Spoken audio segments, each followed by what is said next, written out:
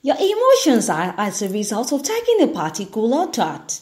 A thought will trigger a series of similar thoughts and internal dialogue that recast the emotional state. Now, the state that I'm referring to here and the one we want to take control of are those undesirable states like rage, anger, overwhelm, fear, helplessness, and other emotional states that you may experience regularly and are hindering your progress. Welcome to my talk show once again. My name is Omobola Stevie, and this is Live Your Life, Life Well Lived by Omobola Stevie. Now, I want to talk about how to be in charge of your emotions. Interesting and important topic, you say. Motions equals the emotion. Listen up. The fastest way I know of to change an unwanted emotional state is to start moving. Yes, start moving. That's right. Move. The next time you're feeling low, get up and go for a walk, run or swim. This will help you to feel better and increase your mental capacity and creativity. Of course, I'm not referring to clinical depression at all. If you suffer from constant depression, please seek professional help right now. I have found that when I'm feeling low and I take 10 to 15 minutes walk, I feel much better, really. Physical movement will always have a positive effect on your emotional state. Try that now. Prior to experiencing an emotional state, something happens in our minds. We think a thought, which then acts as a trigger for the state to be born. One thought then leads to another in rapid succession until, before we even realize it, we are in an undesirable state, and that's not good. Supposing that you're driving down the highway and suddenly, out of nowhere, someone cuts right in front of you, almost taking out your car bumper. Has this ever occurred to you? Yes. Typically, when this occurs, you think something like, what a fool. How can he cut me off like that? I know. This always leads to a series of similar thoughts until your mood is totally disrupted. If the thoughts continue, it will result in a state of road rage. While road rage is nothing than an extreme reaction to an event that occurred on a road or highway, it has resulted in serious problems, even death. For those who allow themselves to be ruled by its negative energy, and that's not good. In the heat of the moment, it may be difficult to think rationally. In the situation, you can shift your focus and look in a different way. Try it out. This will break the pattern long enough for you to shift to a more rational thought. Furthermore, in such situation, when someone cuts in front of your car, instead of engaging in tirade, you could marvel at the person's uncouth manner. Now you say, Omobola, what you say? Listen up, I will explain to you. You could shift your thinking to asking yourself on what may have prompted someone to act such a manner. Now that's rational thinking. Perhaps he or she had an emergency on his or her plate. How about that?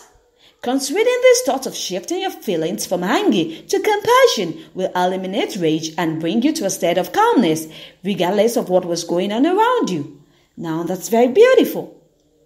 Now, Daniel Goleman, he said, and he put it right absolutely, if you are tuned out of your own emotions, you will be poor at reading them in other people. Now, that's important and critical. Let's move on to anchoring yourself with music. But stick around, I'll be right back.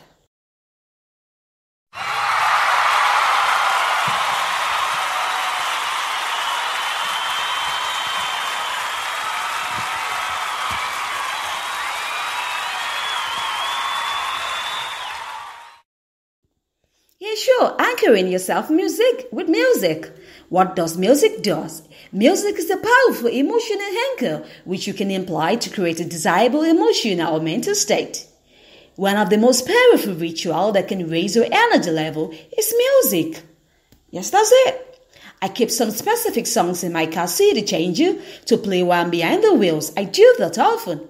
Whenever I listen to those songs, I immediately connect with the intense energy and peak emotion I experienced when I had to take some important life-changing decisions. Now that's great. If you're to return home from work physically drained out and you wanted nothing to do but to sit and watch the television, and I walked in and they'd you $50,000 to go out and buy whatever you wanted, provided you went out right away. Do you think you will muster the energy to do it? Now that's a beautiful question. Obviously, you will immediately forget your present state and instead jump up and ready to hit the road. The question is, are you actually as tired as you claim? More often than not, your tired state is a mental drain, not a physical state, which can be immediately altered by switching your emotional state. Beautiful! I want to talk about pattern interrupt. Pattern interrupt. Sometimes you can employ a technique known as pattern interrupt. What do pattern interrupt means? It is merely an action that causes you to break your thought pattern long enough to substitute a new thought. Now, this comes from the science of neurolinguistic-programming, NLP, developed by Richard Bandler and John Grindler. Let's say, as a salesperson, you notice the fear of cold calling on telephone, which does happen. Before the fear sets in, while you're close to making the call, devise a technique which will interrupt your pattern and break the fear long enough for you to simply grab the phone and dial the number. You may do something like jump up and down and yell yes or raise your arms in the air over your head, kind of like the way boxing champions do when they win a bout. And the physical action will usually interrupt your thought pattern long enough for you to begin the action. Once you begin, the fear usually subsides. Remember now that you can only think one thought at a time. You can use the same technique in your relationships with your spouse, family, or co-workers. For example, you with your spouse could agree that at the start of an argument, before either party goes into the arguing ritual, you will usually hold each other's hands. Now, it is surprising how it is almost impossible to have a heated argument while holding the other person's hand. I know. The intensity of hand only connects you at a much deeper level, and the anger tends to dissipate. Next time that you feel with your spouse are about to get into a heated discussion, take his or her hand and take a few deep breaths. Yes, take a few deep breaths. It helps a lot. You will find yourself becoming calmer and feel more connected to each other. This makes it more likely that you will find an amicable solution in your differences. Try it out. Now, Daniel Goleman, in one of his bestsellers, and I love it, Emotional Intelligence, Why It Can Matter More Than IQ. Interesting. He said, if your emotional abilities aren't in hand, if you don't have self-awareness, if you're unable to manage your distressing emotions, if you can't have empathy and have effective relationships, then no matter how smart you are, you're not going to get very far in life. Now, very thought-provoking. And this is why I draw the curtain for today's show. I'm sorry, I need to go.